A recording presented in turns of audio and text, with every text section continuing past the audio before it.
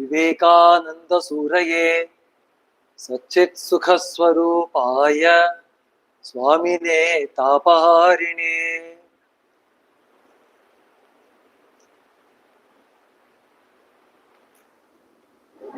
Let's settle for a while.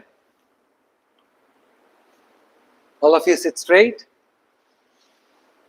Be comfortable. And take a few long and deep breaths.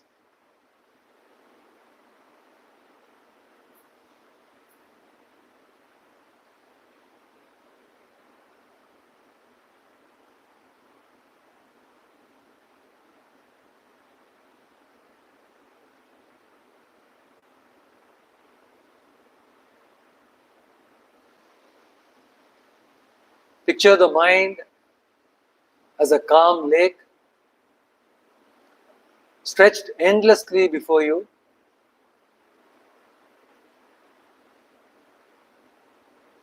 And thoughts come and go as ripples rising and spreading.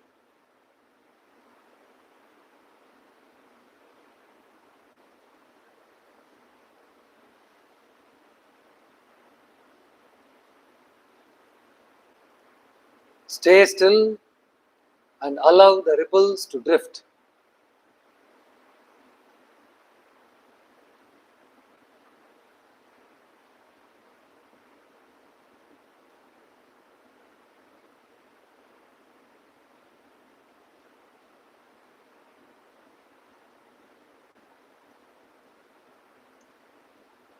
Make no effort to stop the ripples.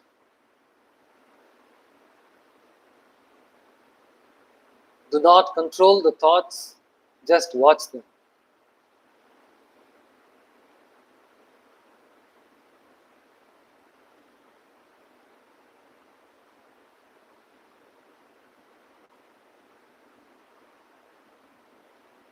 Breathe steadily, rhythmically, with the rippling motion.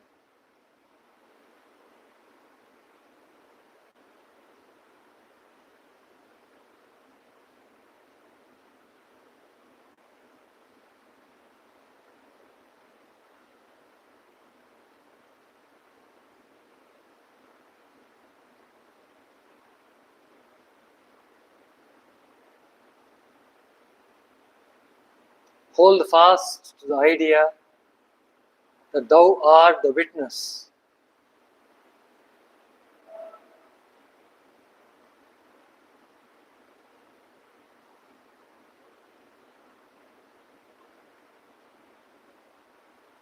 Let light spread over the entire mind. Identify yourself with that light.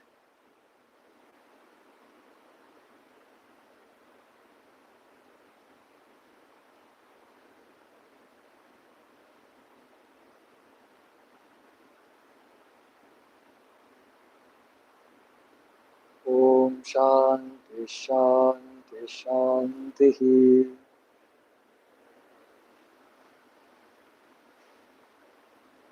I don't know how effective is this meditation for you guys, but every instruction that I give to you, when I follow, I feel it so palpable.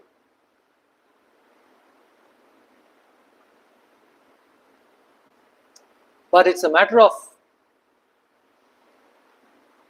abiding by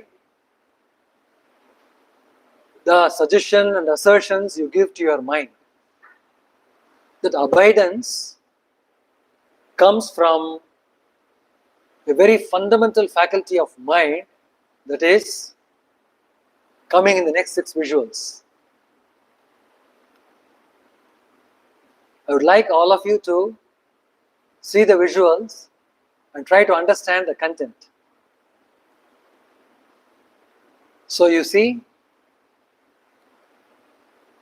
the guy, supposedly the father holding the child, and the mother fondling the child.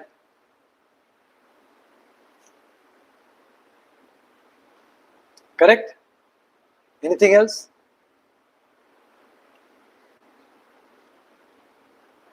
What do you see here? The main picture. Yeah, so a barber attending to a customer. So possibly he is shaving the beard. Okay.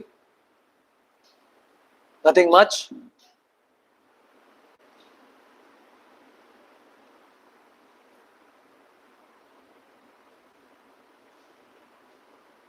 So in the first visual we saw parent with the child, parents with the child, and second slide we are seeing service in a haircutting shop. Let's get the picture ready and we'll continue. No, this is okay. That is booting. The projector is booting.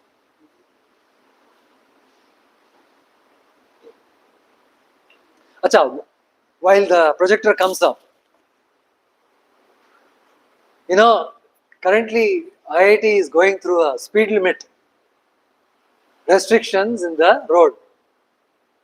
When I entered, the security stops every day and then patiently reminds that you have to maintain 20 kilometers per hour. So then I asked him, why is it so? They said that a deer got into an accident. So what happened to the deer? I mean, was it hurt or it met with the end of life? Any idea? No information?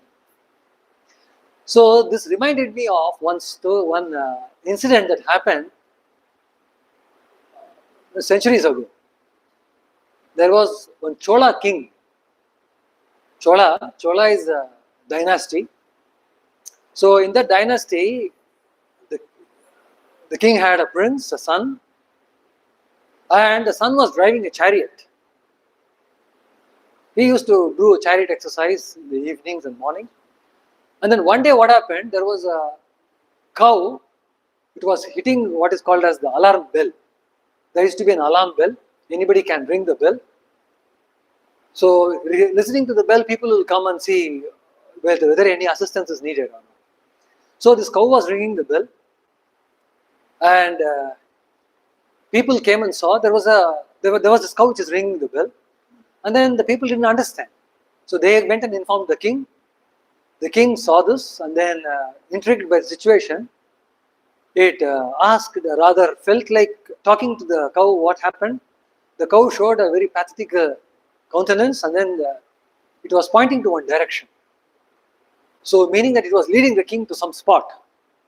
So the king was led to that spot and he found that its calf had met with an accident.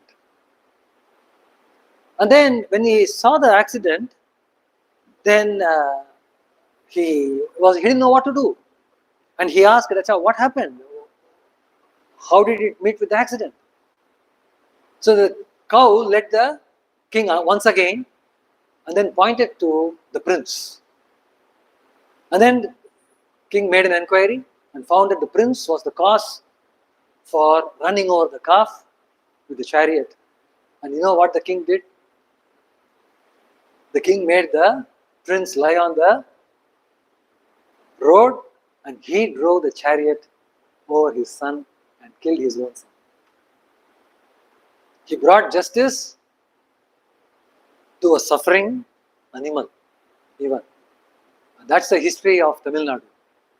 Tamil Nadu has a long history of dharma has been protected.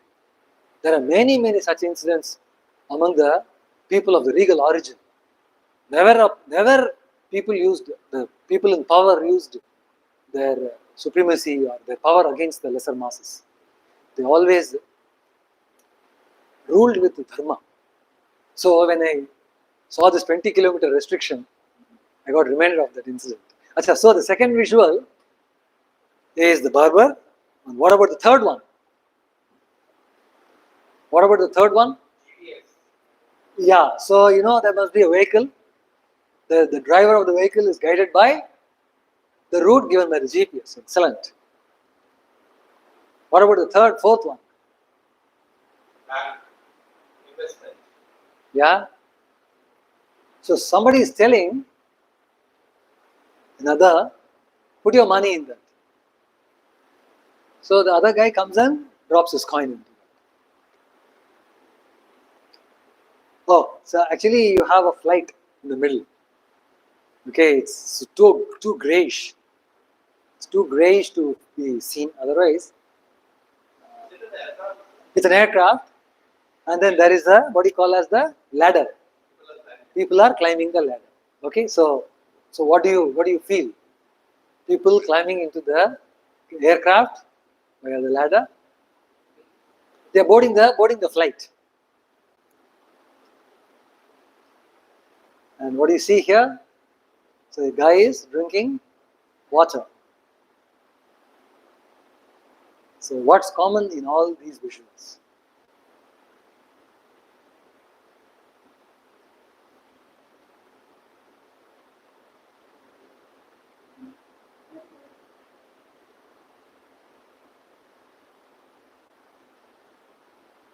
You are led to believing that the world is proper. You are led to the believing that the world is proper. The child's world is the parents. The mother tells the child, this is your father. And the child believes this. That's the world around, and it believes the world. The customer goes to the barber, believes that he will not cut the throat, and he will only shave the beard. And we believe the GPS. Of course, there were several accidents. That's a different issue. Belief doesn't give you assurance. Doesn't give you assurance. And then you put your money, or the hard-earned money, in investments, hoping that the investment will be preserved, protected. You board the flight only with the hope and belief that it will not do an emergency landing in the middle of nowhere. If it does an emergency landing in another airport, yeah, welcome. But what if it is in the middle of the ocean? So emergency landing not permitted at all places. But then we believe. And of course, when you drink the water in the public space, we believe that it's not going to harm you. So there is and all of us are going through this on a day-to-day experience. And still we call human being as a rational being, right? The rational being is a person who accepts only if it is permitted by the reason. If it is vetted by the reason, a man calls himself rational. And tell me, what rationality is there in this? There's no rationality here at all. It's only at some point in time, some point in application, some point of your analysis and investigation, you will have to give up rationality and take a huge leap of faith. You need to take a huge leap of faith, saying that, okay, to this extent I can, and henceforth I'll have to wait and watch what happens to me. Because those guys who have followed the GPS, 99% have ended safely. But there were a few accidents. But even they had what is called as a prosaic belief. There's a prosaic belief that it will lead to them. But it didn't do. That's why we call it accidents. I agree. So, but then there are instances which I have not put up here, where belief has actually not served any purpose. I have not put any purpose. For instance, I could have put a mirage in the desert. Correct? Yeah, a thirsty traveler being attracted to an oasis of promise. What promise? Reaching which he will get water. And then he walks tirelessly towards that mirage. And then the mirage advances, or not, it recedes as much he advances forward. So that would have been a very sickening experience for somebody who is suffering and wanting to have some water. Correct? So we have such painful experiences for believing what the world presents itself to our eyes. I have not put that. I have not put those slides. So that means what? Believing is something which we cannot just like that give away with. It's part of our experience. It's part of our life process. Okay, so thus happened in the time of Vivekananda when he was Narendra.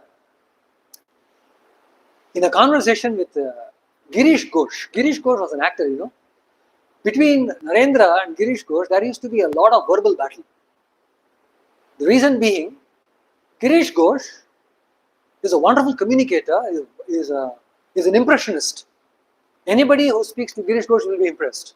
He's a tremendous impressionist. And then Vivekananda is an enquirer. He enquires to the very bottom of truth.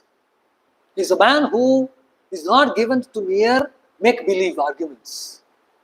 He really wants to find out what the truth is. Whether the truth will really help him or not is secondary.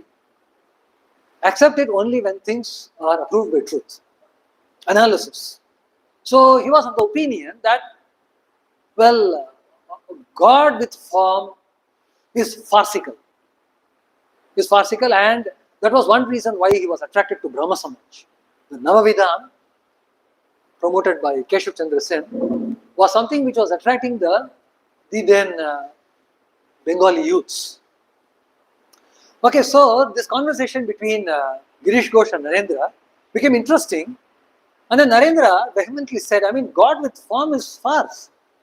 How can you accept? It's a blind belief. In Bengali or in Sanskrit, you call it Andhavishwas. Andhavishwas is the actual word. Vishwas is loosely translated as belief. It's loosely, but actually in the way it is accepted in Sanskrit way or the Eastern way is actually faith. The translation of Vishwas should be faith. Anyway, so we have a newcomer. So welcome. So the Narendranath said that it's a blind belief to accept God with form. How can this force, which is all pervasive, so to say, suddenly take up a concrete form? Be it so, but again with the idea of itself being God. So that was something which Swami Vivekananda could not come to terms with. It was not a mere argument, it was going against his basic convictions. It was never a tea-table argument for Vivekananda. So then, Ramakrishna, who was all along a passive listener, suddenly got interested and he said, what? You call Andhavishwas blind belief? Acha, tell me, when it comes to belief, is there any open-eyed belief?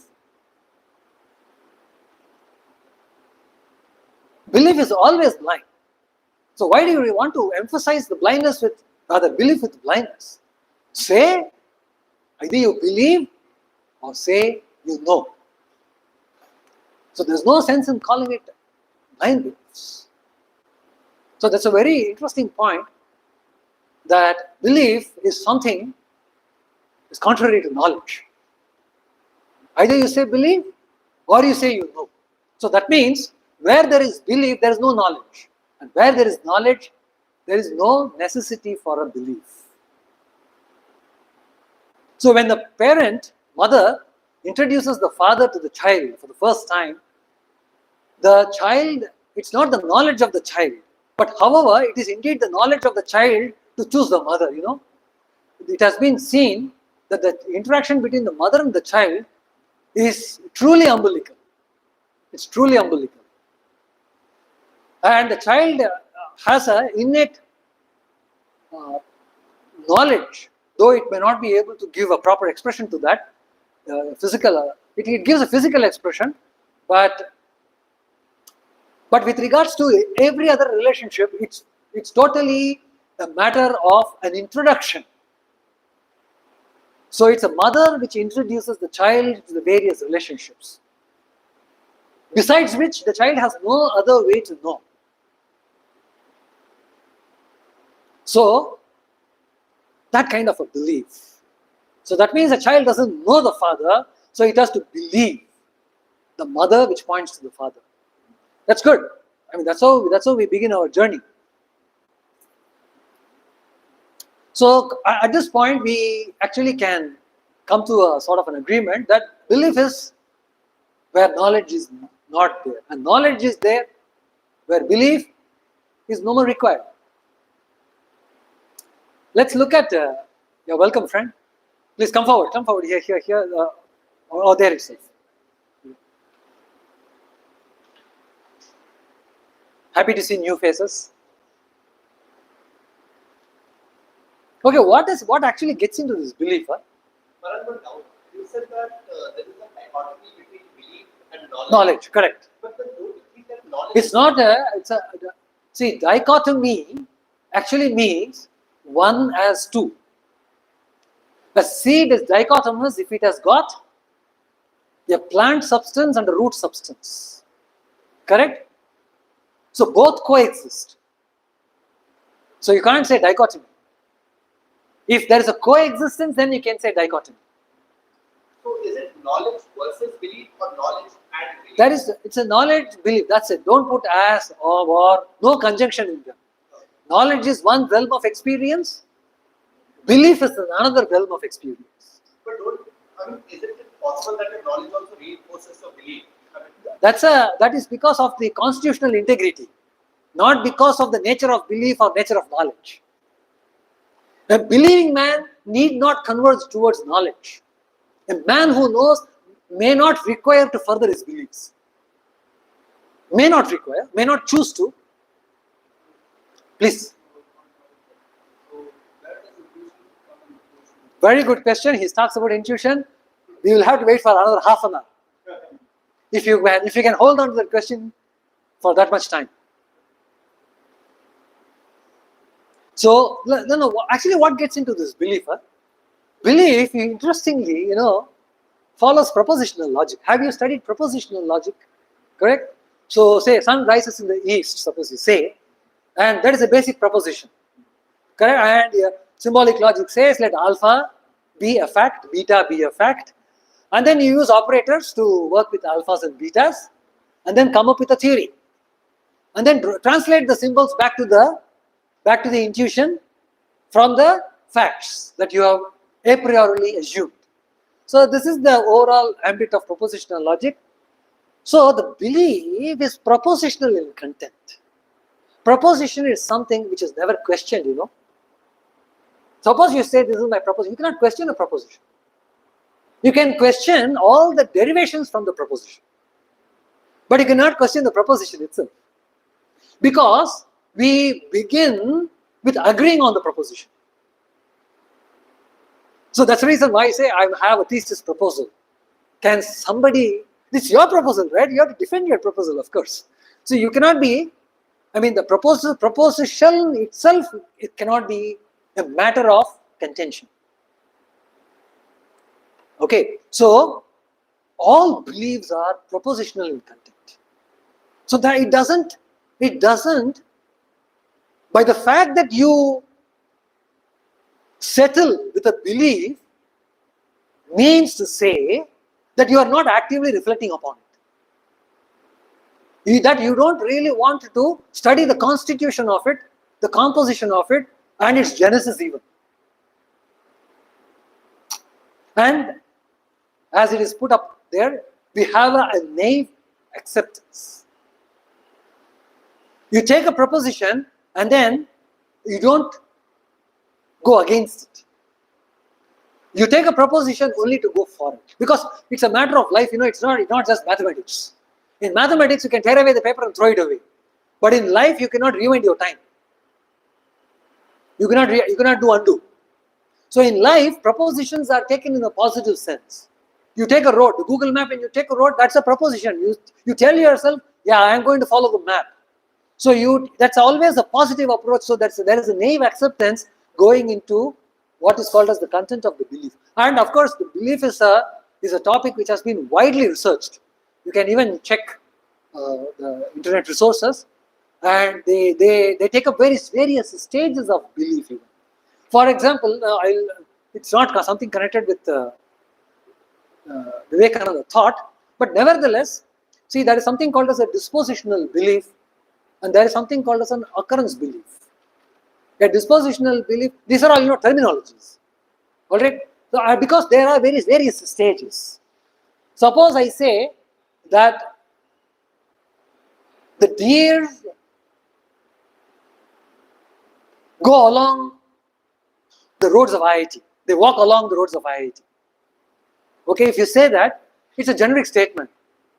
Correct, this is a dispositional. But currently, if you go and check all the roads, maybe all the deers are sleeping. I mean, they are not in the roads at all. This moment, if you take a drone and then do an aerial survey, you may find that that particular fact that you are referring to may not be testified.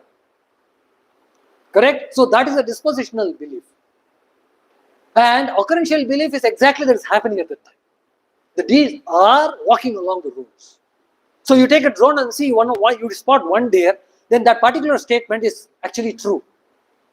So the belief, of course, will have the truth value and the false value, falsity. That can be the end, result of the belief, because belief never says that you are always right. Never. So whenever we actually take the path of belief, we must be ready for shocks and surprises.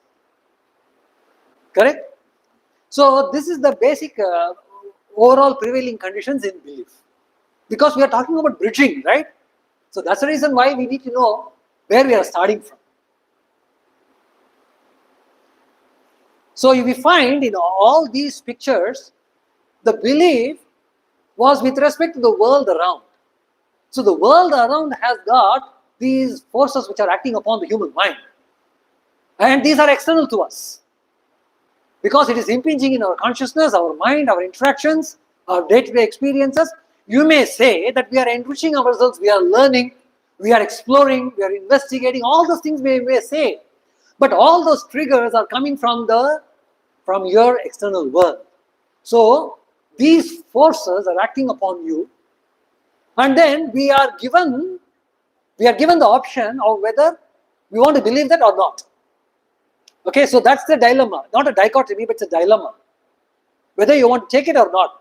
Of course, the dilemma is pretty much is for settled, with a simple yardstick.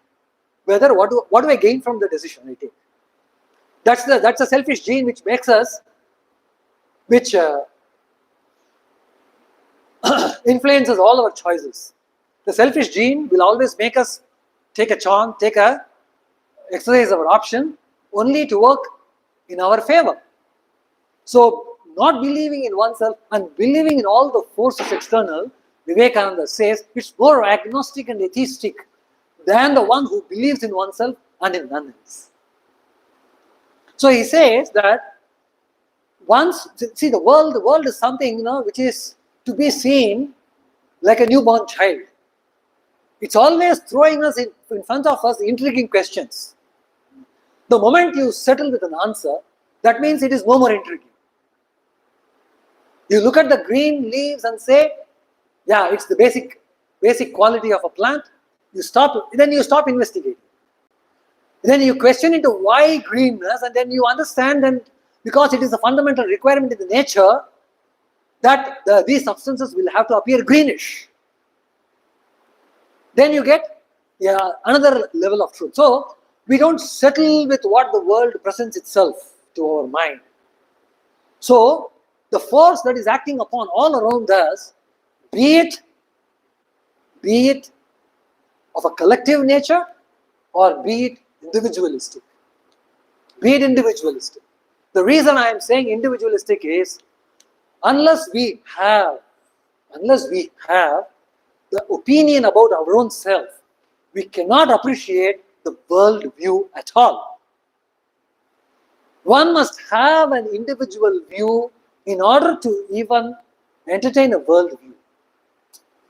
Because the external forces are going to give you a world view. Okay? So believing in all the forces external, not believing in oneself is more. Who is an agnostic? Agnostic is some person who doesn't accept anything without evidence. Atheist is a clear position of not accepting anything superior to him. Okay? Agnostic is the one who always asks for, Acha, what's the proof, what's the proof, what's the proof, what's the proof? The proof monger. The proof monger. It's good in some sense, but anything that is good overdone becomes bad. And then, so we have this notion of wrong belief and good belief. So to believe blindly is to degenerate the human soul. So when in the light of the earlier statement, believing in all the forces external, just take this point, believing on all the forces external, and to do that even blindly. But blind belief, incidentally, belief necessarily has to be blind, right?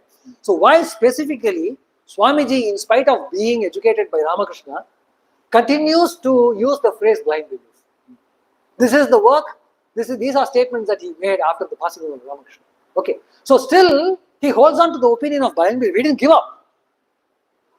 What's the reason? Can you just give it a quality thought into this?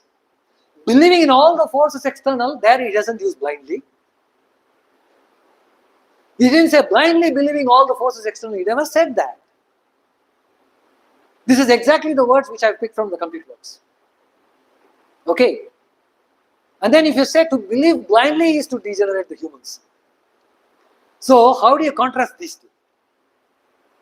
Yeah, I think the intuition plays the role. Right. Whereas maybe in the external forces, you are also applying a rationality to get that particular thing. Maybe because of that. So for example, if I believe in a certain thing that is external, I'm using a certain reason. No, there is a point where the reason breaks. We have already said that. We have already touched upon this idea that rationality is something which is graded. There is a point where your acumen doesn't provide sufficient reason to be any further rationalistic. That time, you just break the equipment into pieces and accept it without a question. So there is a point of transition. There is a point of transition. Rationality says going to the doctor is the best way to treat your disease. Rationality says that the doctor will have to examine you. Rationality says that the doctor, after examining you, will have to explain you. Rationality says that after explaining, he has to prescribe. Rationality says that this prescription we have to take to the pharmacy and fetch the medicines and then for your. Rationality says that you have to take. But do you investigate the medical content of the medicine? There your rationality doesn't take you further. You have to believe whatever the pharmaceutical gives you. You know how many deaths have happened because of this. We have to accept. There is a point where rationality cannot be further. But it's a very good way to start at least. It's not the good or bad way. It's a question of what you're capable of doing and where you are incapable of doing. Goodness and badness is with respect to whether you're alive or dead after you take the medicine. That's what the wrong belief is all about. This is bad. This is categorically bad because there is a degeneration of the human soul. So what did Swami Vivekananda mean when he said believing in all the forces, and here blindly believing leads to the degeneration? When it comes to the external world, belief becomes an integral part of your human life. As I said, there were 6 visuals. Do you think that at any point in time you can get a conclusive evidence for you to further that particular phenomenon? You cannot. How much ever rationalistic you be, you will not be allowed into the cockpit to understand the electronics. Or rather, you don't have the premonition of how the atmospheric conditions will be to permit the flight, the safe flight. You don't have any control over it. Correct? So at that point, you have a naive acceptance, leaving everything and taking a huge leap of faith, which we call belief in another language. The huge leap of faith, my friends, we are taking moment after moment after moment. It's just that we are not taking cognizance of this fact. And still call ourselves a thoroughgoing rational being. That's where our hypocrisy lies. That's precisely where our hypocrisy is. We are not saying, we in the sense collectively, we are not saying that we should not be rationalistic. We have to be. That's our basic urge in our existence. We cannot go against our urge. To know is our basic urge. We will come to that a little while later. But here, believing blindly is to degenerate the human soul. This belief is the self-belief. My friend, this is an uninvestigated self-belief. This is what is going to do. Believing the world will not lead to generation. It will lead to some kind of a give and take, a profit loss kind of a statement. It will end up in that kind of a statement. It will not degenerate your soul. Okay, I believed the Google map, it took me to the wrong place. I'll shut it up, ask the people around, and then correct myself. Where is the degeneration of the soul in that? With regards to the external world, we can always do, redo, reaggregate, give up even totally. That's why you see me standing in front. I lost count. It's very easy to lose hope on these things, you know. And then your brain starts working in a very, I should say, in a perpendicular direction. So the belief that Swami Vivekananda was mentioning here, where he specifically qualifies with the adverb blindly, is with regards to self-belief. If you think you are weak, if you believe you are weak, if you convince yourself that you are a big loser, you are not going to achieve, you are not meant for this, you are not cut for this, then you shall be that. Faithfully, truthfully, sincerely, and most regretfully. Correct? So, we should not get into that state of regret. So, if you think you are weak, here thinking is actually believing. It's not a mere passing thought. Oh, I think there is a crow in the tree. It's not going to affect really. But if you think that you cannot surmount the obstacles that you are currently facing, if you a priori think that you believe that you are incapable, this belief is degenerating the soul, not the belief with respect to all the other 6 visuals. So is the perspective clear now? So where are we making the bridge between the belief and knowledge now? Where are we making the bridge? Are we making the bridge with respect to the world view, or are we trying to build a bridge with respect to the individual view, the self view?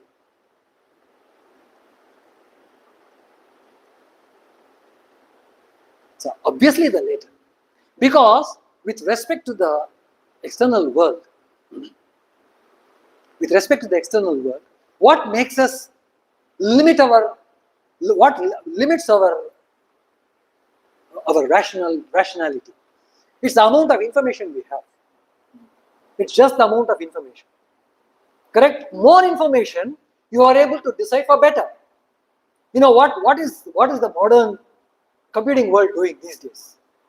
They are all going data centric.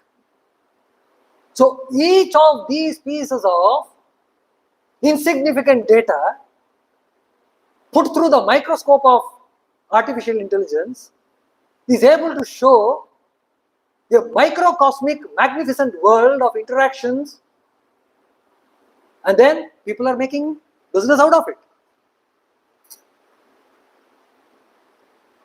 So more information, better is your decision. Here you have the law of majority. But with respect to the human life, now how many times do you require to succeed?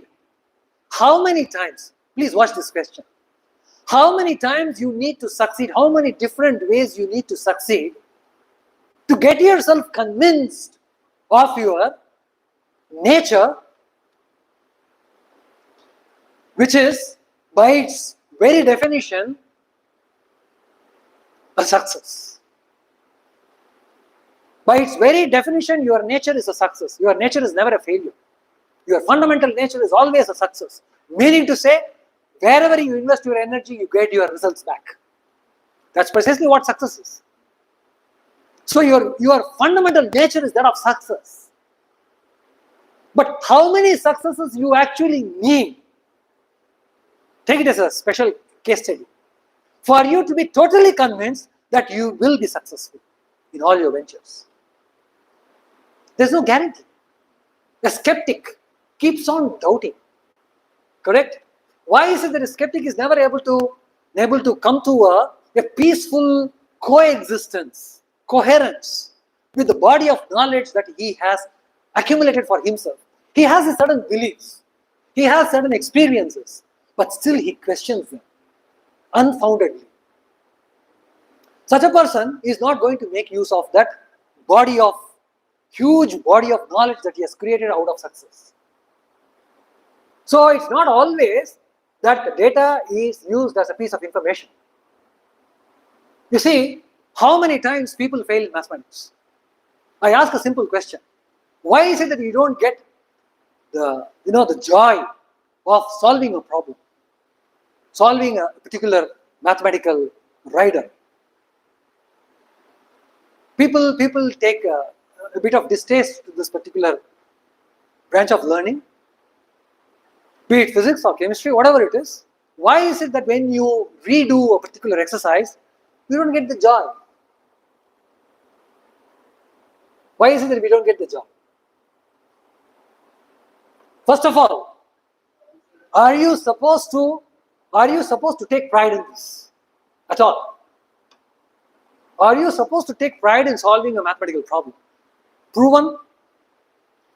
It's a classwork exercise. You come home and you do it. Is there any sense of pride in it? I said there is. If you solve a Newtonian calculus problem, you have become a Newton to yourself. That Newton is for the world. For that world, he is single Newton. I have to accept it. But for my own world, I am that Newton. If I understand calculus in the differential way and the integrated way and the partial way and the incomplete way,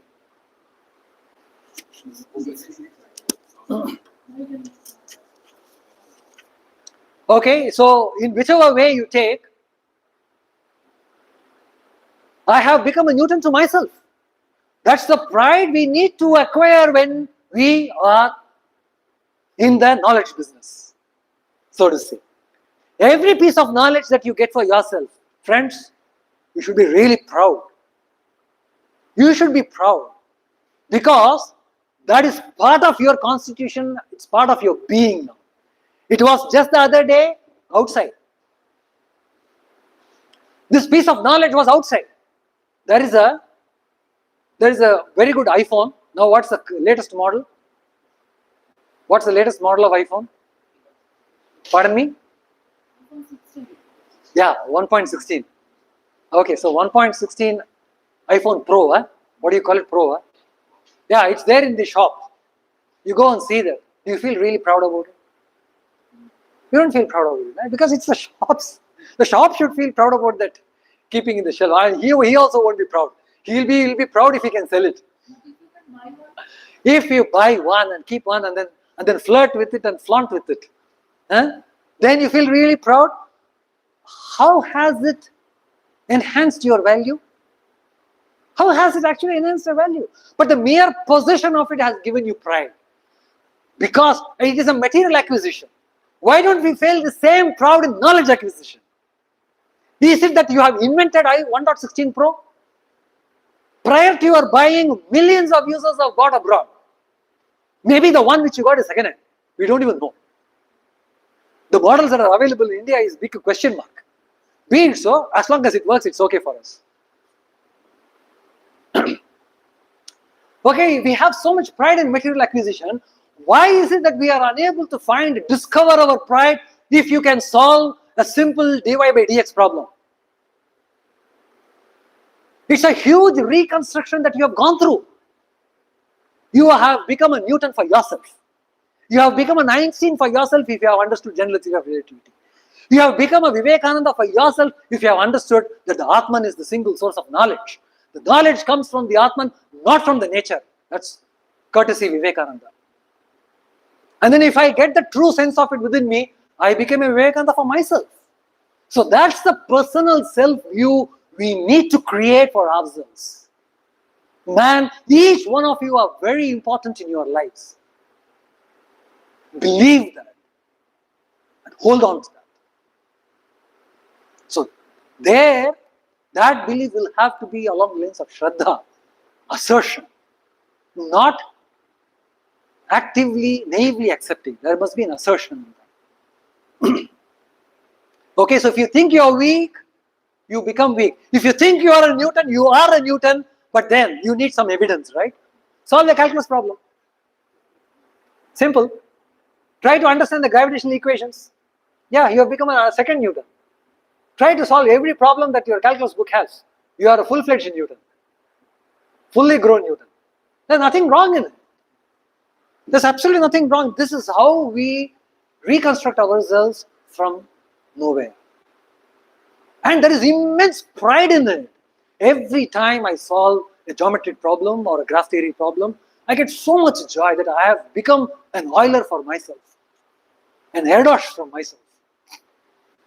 I still remember the day when, off the record, but of course it's streaming, so let me know. So now what is the right belief? The right belief is believe in yourself and the world will be at your feet. You know what Swami Vivekananda did?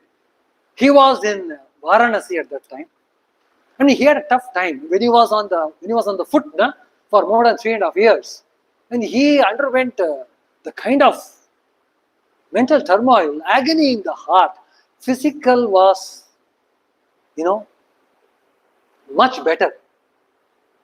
When it comes to suffering, physical suffering is much better than the agony of the heart. It is inconsolable. It eats you from within. And you really don't know how to solve it. How much ever Rasagulla you eat, it's not going to give you a consolation. That's a sad part of, the mental agony. And that's what Swami Vivekananda was going through. And he found the streets of the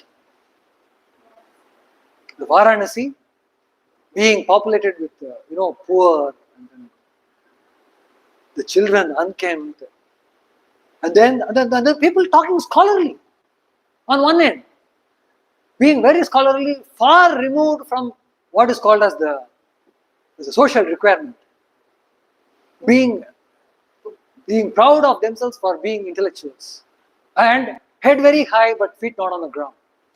So all these disparities, and on top of that, he was being admonished, he was being questioned, he was being, scandalized, saying that, oh, you are a Kshatriya, or rather you are a Kayastha family. How can you be considered as a monk? A monk has to come from so-called some sect or what sect. I don't know what that sect is.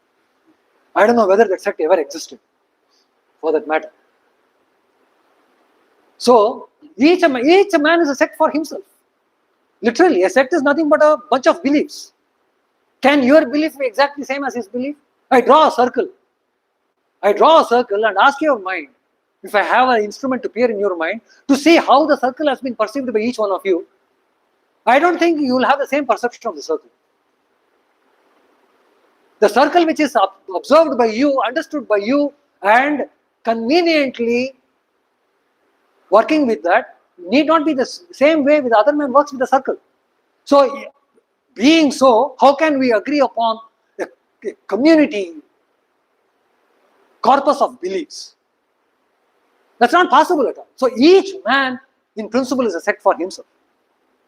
So, when Vivekananda was admonished and he had to face all this, then you know what he said, those golden words. He says, when I come back to this city, this world will follow me like a dog. He didn't do it with, any desecrated value or animosity. But he says, that I am going to ring a message which people will not be able to avoid. They will have to follow. They will have to listen. So when I come back to this city of Varanasi, the people will follow me like dogs. Means well abiding. And that's precisely the same thing happened. Because he was a man who was wedded to truth. Truth is a corrosive substance. It can be, if on a soft material, it corrodes faster. On hard material, slow, but for sure. And he was on the side of the truth. He never compromised on truth. So where does this no compromise on truth comes from?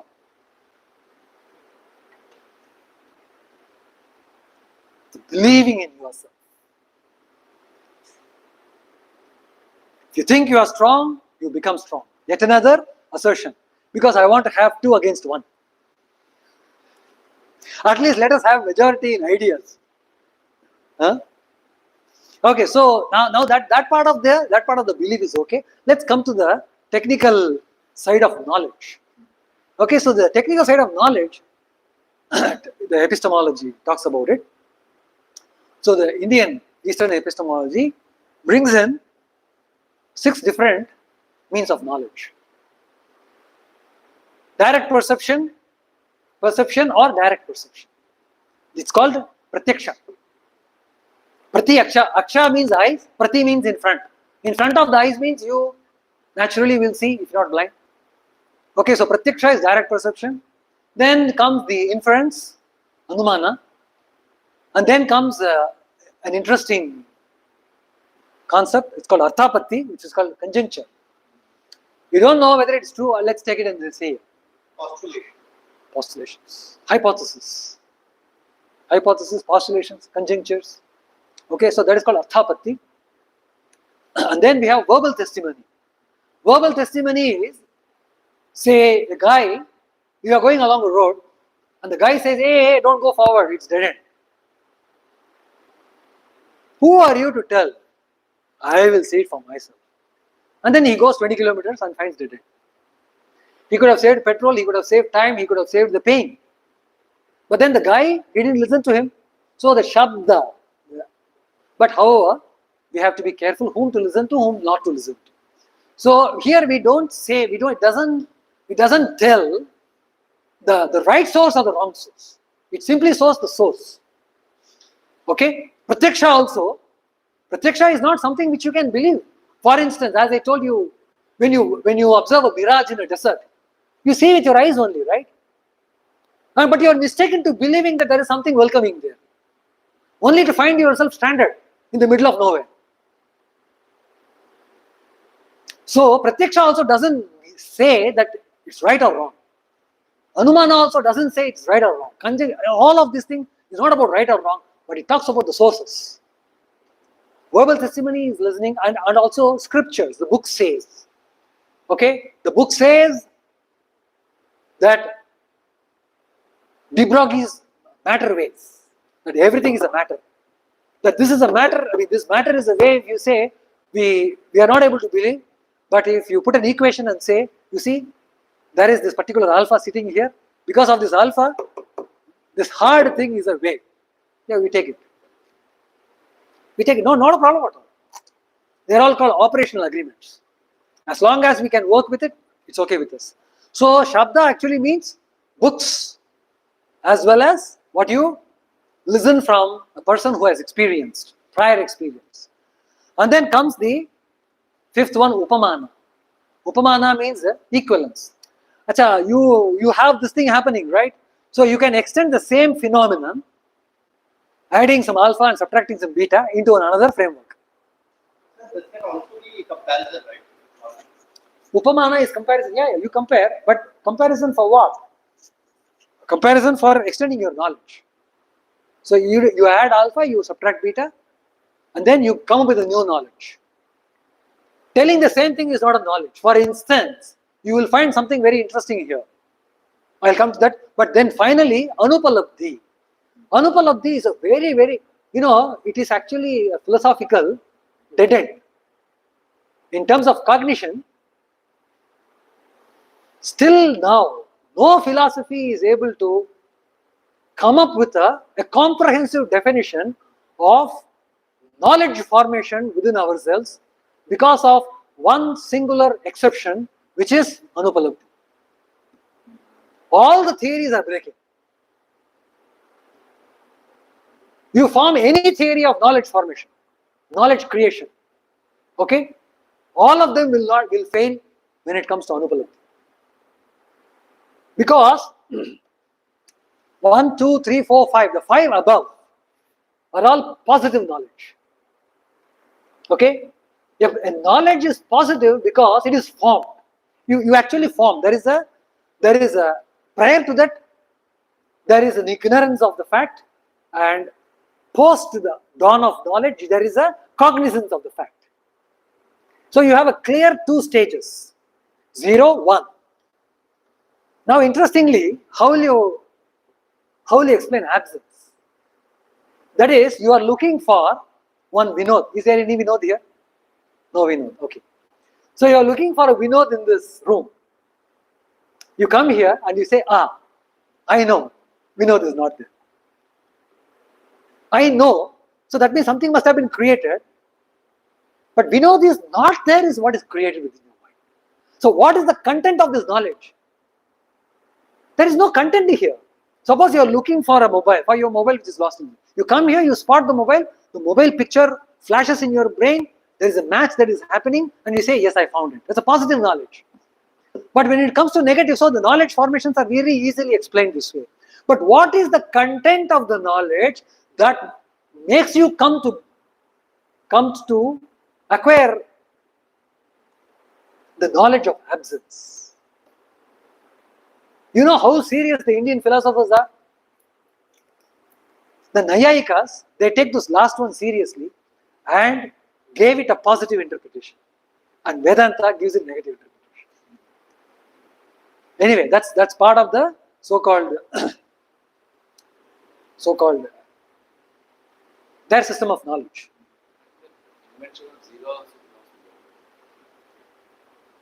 No, it is also using for scaling, right? It's also scaling. So 1, 1, 0, 1, 0, 0 is a scaling. They also have a scaling factor with 0.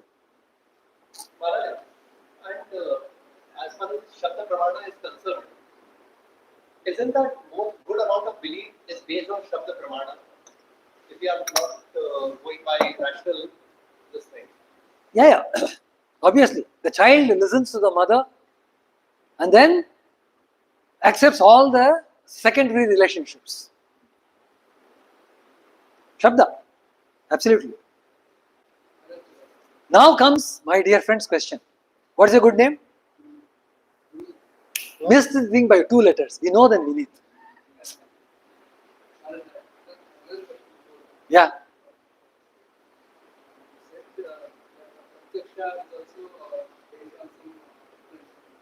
No, not inference. Pratyaksha is with your senses. Senses. Senses, yeah. It is also kind of belief. Yeah, that is very absolutely true. You are believing your mental processes. You are taking for granted the mental processes. See, it is not a robotic vision. The robotic vision takes only the structural part. The human vision, what does it do? It colors it with ego. I am seeing, I am eating, I am smelling. And that I am is a superstition. I am is actually a sense of superstition. Why?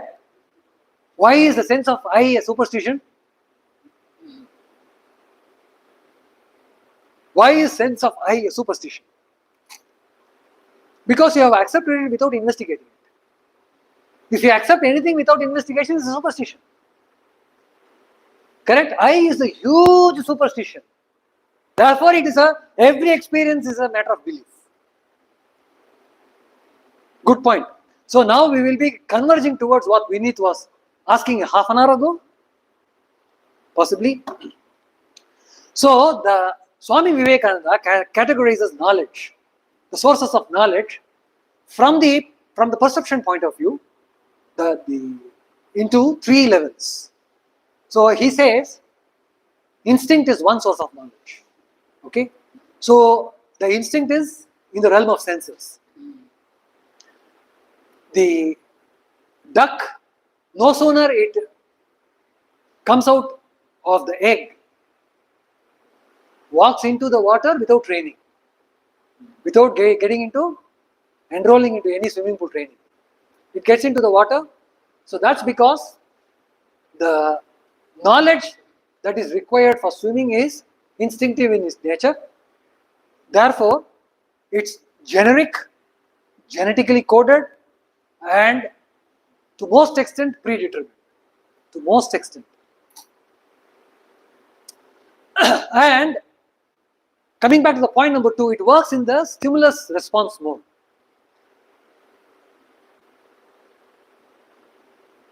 And what is the extent of knowledge?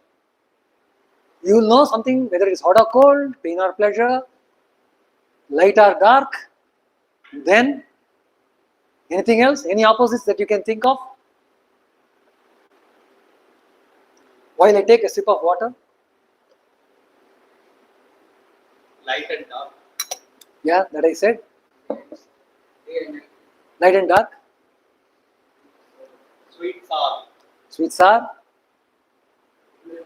Good and bad. No, good and bad is not an instinct. Yeah, actually you jumped the gun. Okay, fine. So you got the sense of it, right? So there is more concreteness. Whether it is hot or whether it is cold is something which your senses can feel. There's something very concrete.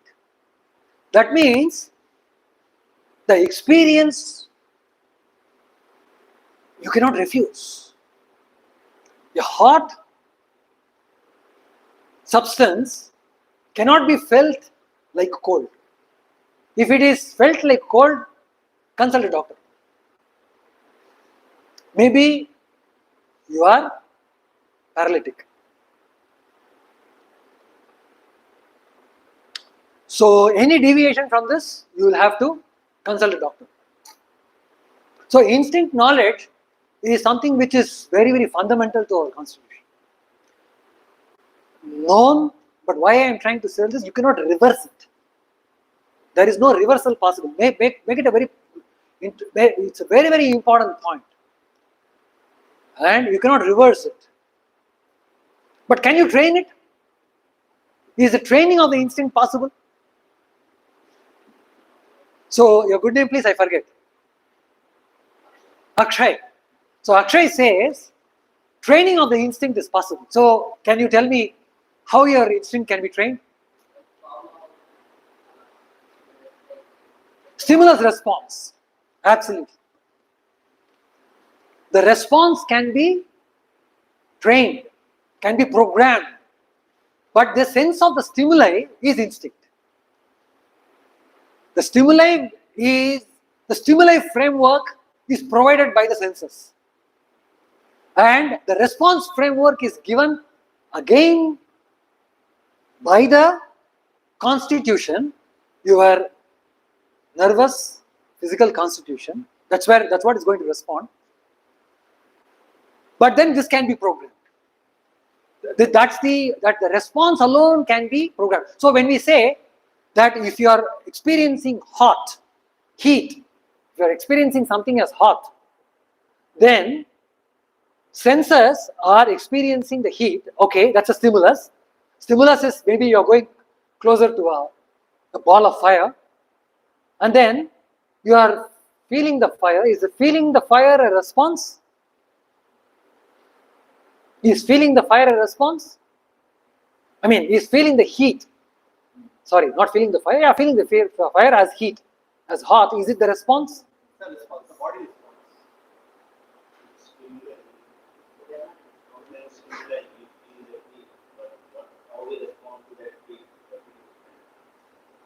So, can you elaborate?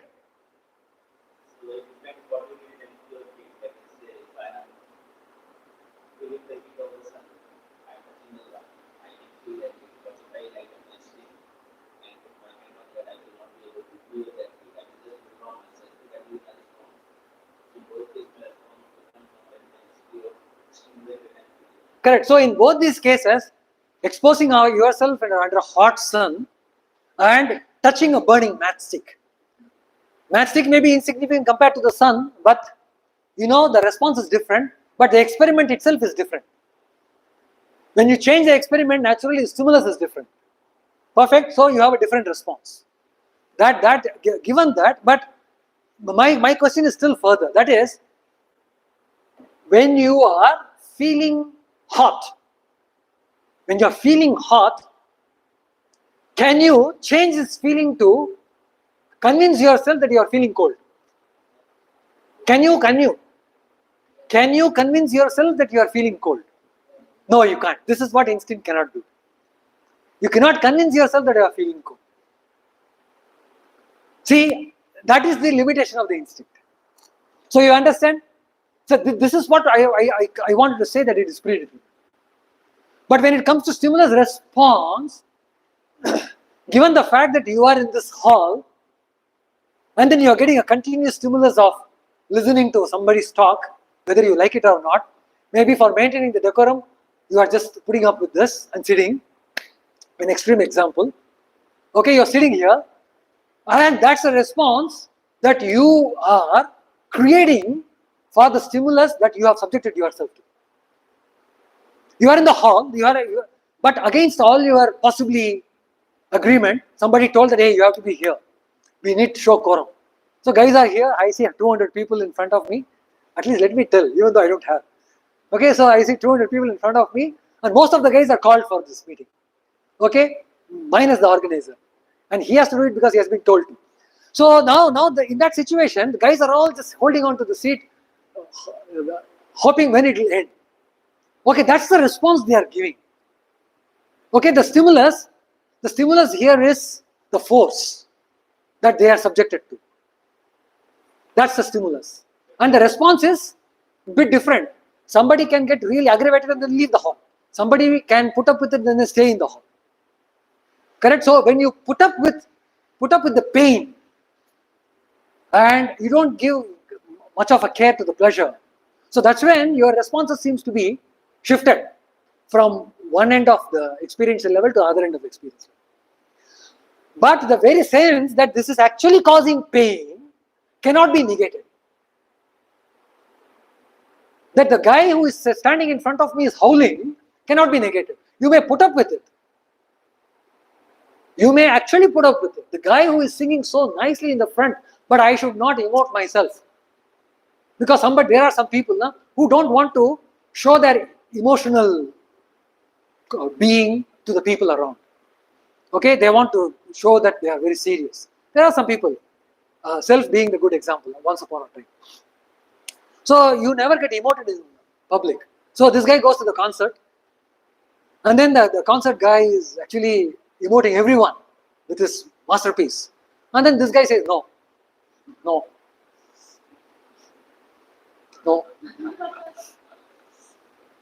So he's trying to actually put a facade. He's trying to hold. So his response is very different. But essentially he cannot say that the music was going bad. Or when the music is actually going bad, you cannot convince yourself that the music is going good. Correct?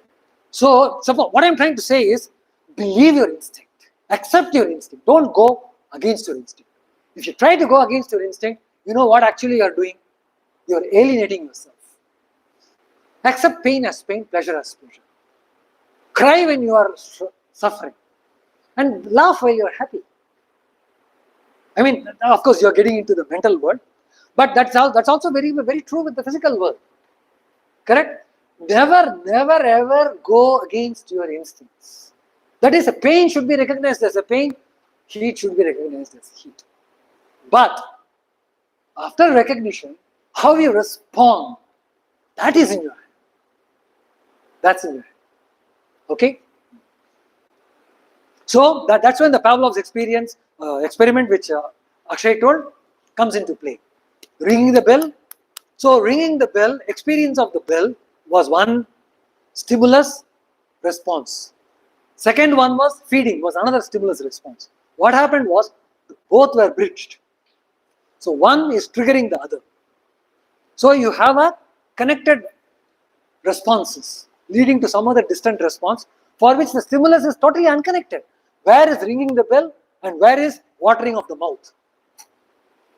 Okay, if you wanted to come to the human realm, leaving the monkeys, you look at a picture of, pickles. Do you guys eat pickles? Okay. What is the best pickle that you can possibly ever think of? Mango. Mango pickle is something which people like. Mixed people. Huh? Carrot pickles. Oh, acha, you do. Oh, garlic pickles. Oh, Itaka, Maharashtra, they call it. What do they call it? They have. Huh? Kasini. No. Techa. I mean, when you see the picture, the mouth waters. That is the test of pickle. If you see the picture and your mouth doesn't water, that means that pickle is not your favorite. You can take for sure. The picture will, see, where is the reaction? The picture is getting connected with your memory of actual pickle and the experience of having tasted the pickle in the recent feast, and then the joy you had. All those things gets intricately connected, and then the experience of having enjoyed the pickle comes. Once it comes, you see a series of further bodily changes happening. So that's a good experiment, but nevertheless, the instinct can be programmed by having a control on the response for the stimulus. Next is the world of reason. So the reason is surely in the realm of intellect, no doubts about it, and it works in the mode of rationalization. What is rationalization? It is actually dissecting a particular body of fact, threadbare, and finding the cause and effect, giving a total ordering. This happened, subsequent to consequence of which this happens, the consequence of which this happens. So bringing this cause-effect chain is the actual sense of rationalization. Why is this man angry? There was a guy who went to the doctor and said, "Sir, I really don't know why I'm getting angry. Every now and then I just lose my wits." Achha, when are the times you lose your wits? Arey, who are you to ask this question? Huh? So now a rationalistic guy will see, this guy has gone bonkers. So the rationalism is all about patient surgical operation done to the body of knowledge, not taking even one stone, not leaving even one stone unturned. And you try to do that as much as possible. There's a point where you cannot further. There you stop. That's where is the physical impossibility. Intellectual impossibility, you leave it, no problem.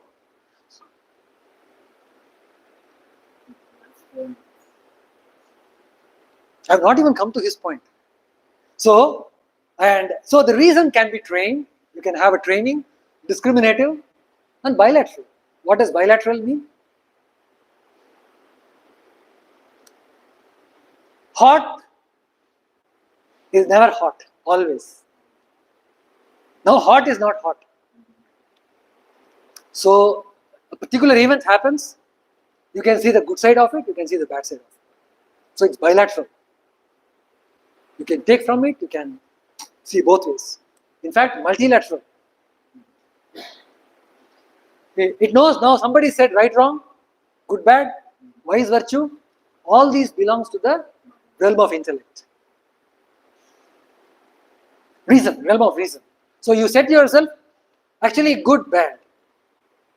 What is the reason for something good or bad? They are all axiomatic. You say helping others is good. You take it as an axiom and then go forward with further working out. And you have the reason to be good. Absolutely. All of it. All of which have got degrees. Nothing is black and white. And then comes the third kind of knowledge, which is called the intuition. and in Sanskrit it's called pratibha. It's a realm which is beyond the intellect, and its working mode is not known. It is revelational in its content, and most importantly, it is non-causal. Non-causal is, you cannot really, that's what actually working mode not known, that itself is an explanation for why it is non-causal. Non-causal is not because it doesn't have any cause. It's actually, we don't know the cause. We cannot connect the cause with the effect. Correct. That's because it is going beyond the realm of meaningful connections that you can give off. Actually, the kind of meaningful connections that we are talking, who gives the meaning to that? Who gives the meaning to that? It's we who give the meaning. With the body of knowledge that you have already formed, using that as the meaning, you construct new knowledge. Now, using this as the meaning, you construct new knowledge. So, all this, Swami Vivekananda calls this as knowledge created out of association, associative knowledge. You take a thing and then you associate it with this. Actually, everything is upamana. One thing is known in relation to the other, in association with the other. So, every knowledge can be drilled down to the associative knowledge. So, but intuition alone doesn't have this particular property. And then it knows right wrong. Intuition also knows right wrong. Intuition also knows good bad. And intuition also has this vice virtue. But Vineet, as he rightly said, it has got a much deeper graded degree. Much greater degree. And here the bilaterality, multilaterality is not there. Because it is revelational. It comes forth, you take it or not. That's it. Either you can take a catch or you can miss a catch. Take a catch, you get a wicket. Miss a catch, you have to still slog. Okay, this intuition, it works for almost several beings unknowingly. And for greater beings, they can actually use this power. Many scientists, they use this intuitive power without actually having a total grasp of this. They don't have the grasp of it. It's just a blind search, and then they hit upon even this mode of functioning, and they really benefit out of it. So now the dilemma is, whether will you call the instinctual knowledge as the right knowledge and you have said, yes, no, I have it. Or the intellectual knowledge, yes, I have it. Or the intuitive knowledge, yes, I have it. So when do you actually say that you know?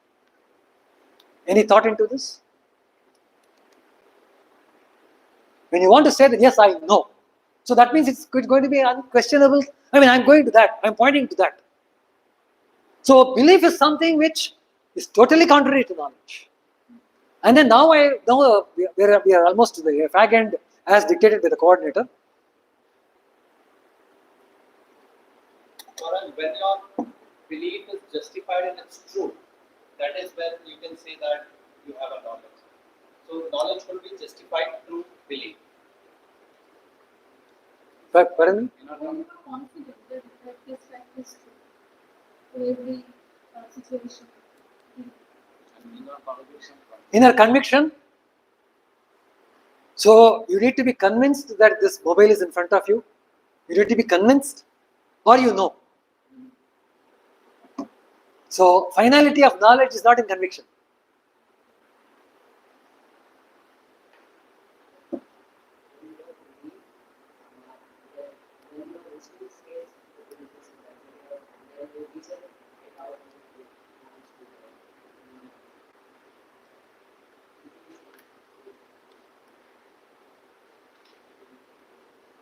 Yeah, intellect can be confirmed by reason and further confirmed by intuition.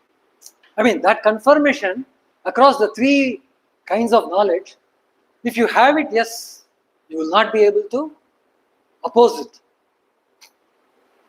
But every time do you have that? Are you guided by your intuition? It's not, no, it's not easy. Intuition, we use this word, I had the intuition, we say, but it is the most abused word.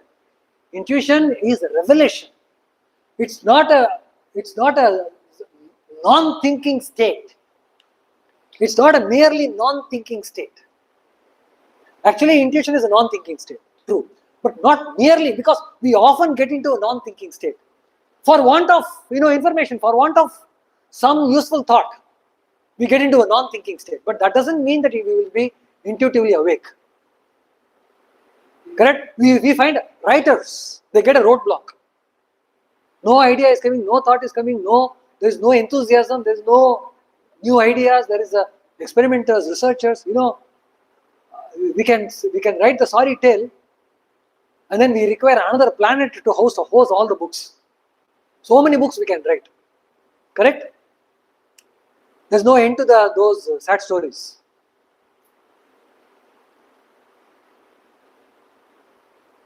So still, intuition is something which we don't get. It's not get. Few people have got. Newton got that. Einstein gets that. We don't even know when we got it last. Acha, tell me truly, when each one of you got intuitively motivated? When you say, think about it. When you say, yeah, this is intuition, suppose. You could snap your finger and then say it aloud to yourself.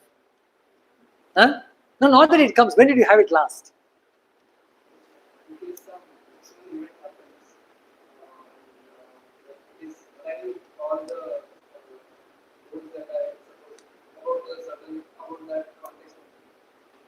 For example, my grandmother, she had a meeting that I was still there.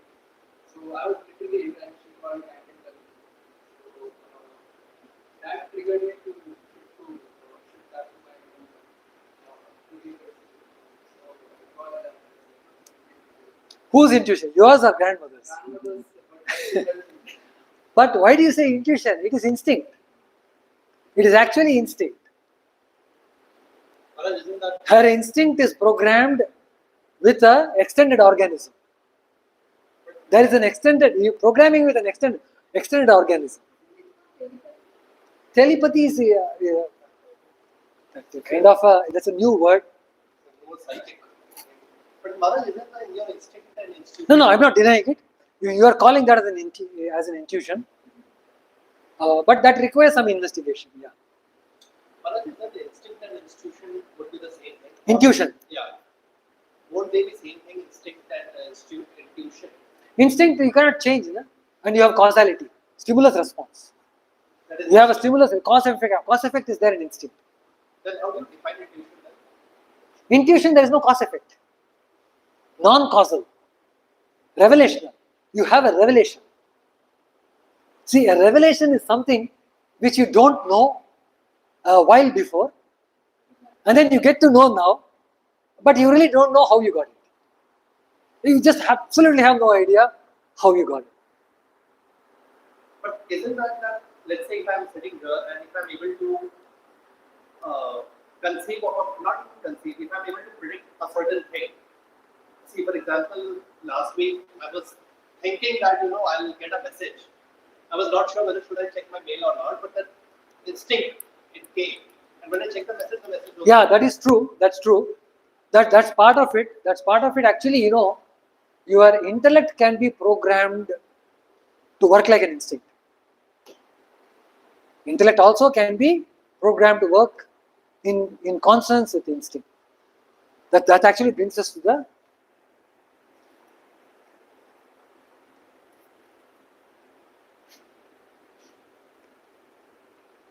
so when we say we know, can we translate this knowledge to your nerves?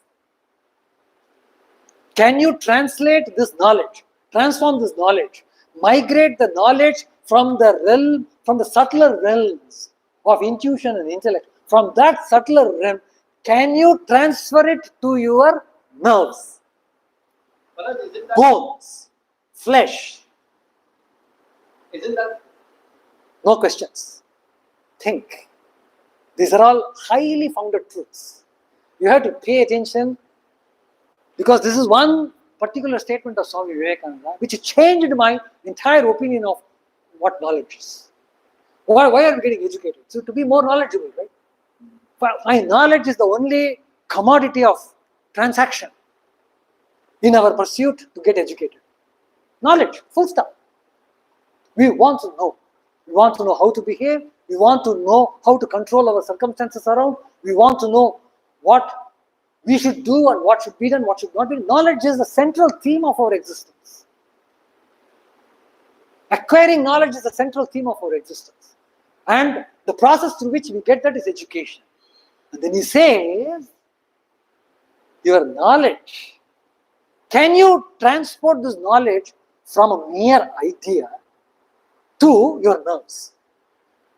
That's what that madam, that elderly madam, Vinit's grandmother, did. That's what yet another person is exhibiting when he knows that certain things are happening. He's feeling, getting a sense of it.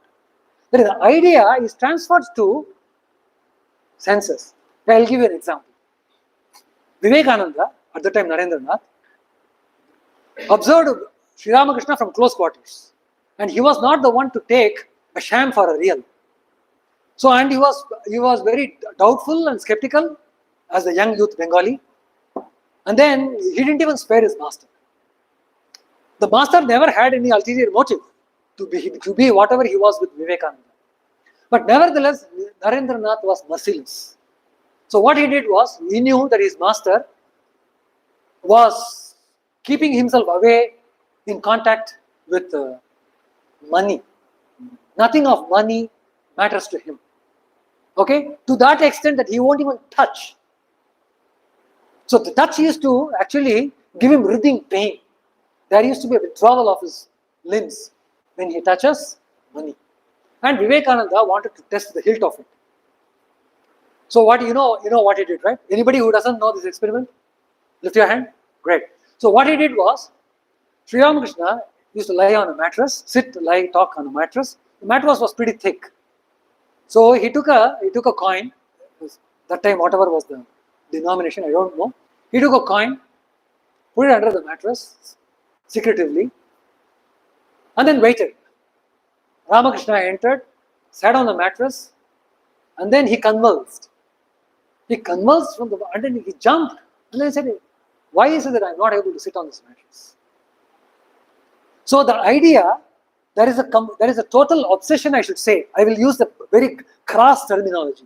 He was obsessed with the idea that I will not touch money. It's a training that he has given to himself, and he has a reason to substantiate. He has a total reason, because he says money is the thing which makes a man very egoistic. It's one very important thing that makes a man egoistic. So if I want to give up my ego, can I give up in its physical form the trigger, which is money? And if I want to give up money, I'll give up like, water and oil. I don't want to have any contact with it. So that's a decision he took. It was a very calculated decision.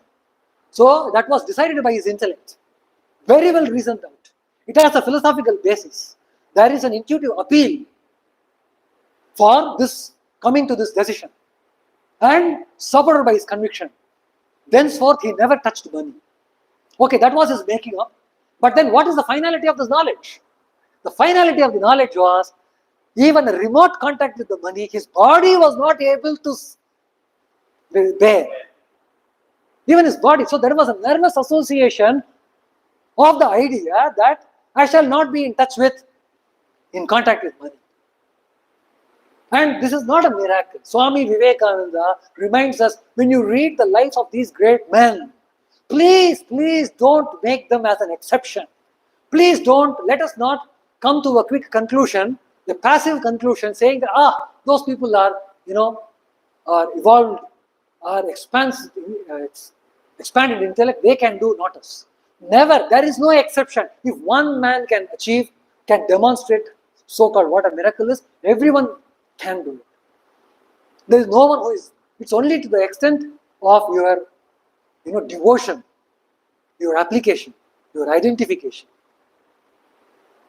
So that is the thing which is being demonstrated.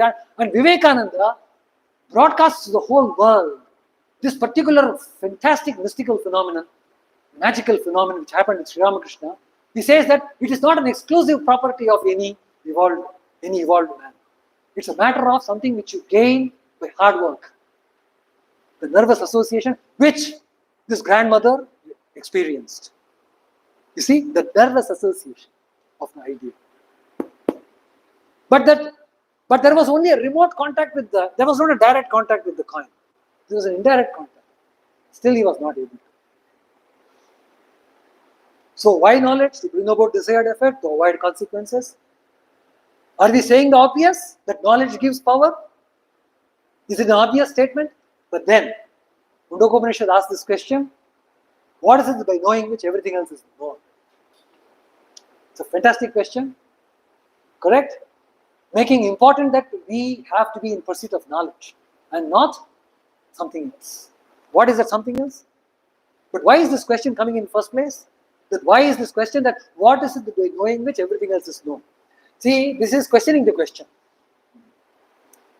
So that is rationalism. That's totally rationalism. Why at all should I entertain this question?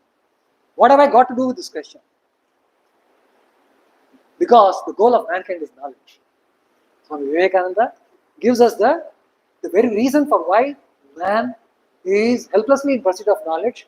And if we can help ourselves in this, we will get better and superior knowledge. So the goal of mankind is knowledge. But what about happiness and pleasure? We have been told, we have been programmed, we have been dictated, we have been doctrined, we have been brainwashed to the extent saying that happiness is the goal of life. Aren't you? Aren't you? I have attended several etiquette classes, several motivational classes. Everybody, quite a few of them begin with, what is the goal of life? To be happy, right? That's a real motivation for life. Be happy. Then why you want to be sad? So they motivate the whole class with this idea. But Swami Vivekananda comes and says, the cause of all miseries we have in the world is that men foolishly think pleasure to be the ideal. Pleasure also includes happiness. He later on says that. To be the ideal to strive for. You see, this is setting the perspectives right. Not coming to the conclusion. Why I need to jump to the conclusion? We have a whole 100 years to live. Let's learn and lead the life in the proper way. We are not going to retire by 60. Still you have to breathe, still you have to eat, still you have to walk, still you have to maintain your health. Correct? Possibly you may be changing or doing a different profession, but your life continues. It's not only going to start and end at IIT. It's going to flourish and then fly to the unknown corners. And then you are going to carry this knowledge with you. Why come to a conclusion right now? Correct? So he says that it has been the cause of all the miseries. It's a beautiful statement, setting the perspective of actually what we should be seeking. There is no knowledge in nature, and further he defines that the knowledge, don't think that the knowledge is giving you nature is giving you the knowledge. This doesn't mean that you will have to go to 750 countries, if that many are there, and then get your knowledge. It's not necessary, because it's not that the nature possesses the knowledge, but it comes from the human soul. Of course, we are not going to dwell in the soul idea. We will do it in the second phase. But one thing is that nature is only facilitating the acquisition of knowledge.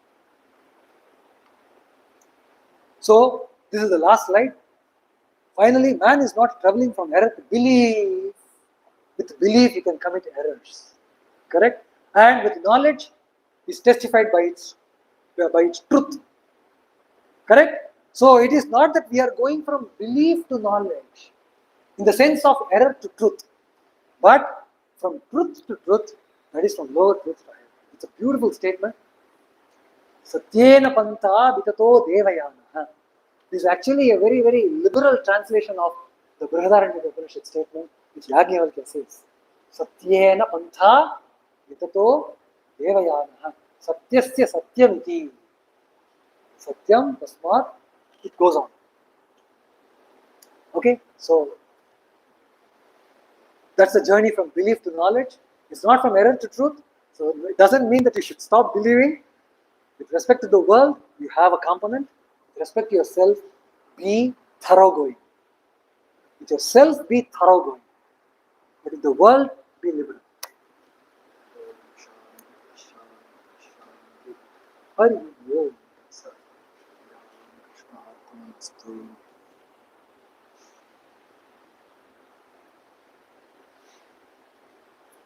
So 9:45 to 11:15, 1.5 hours.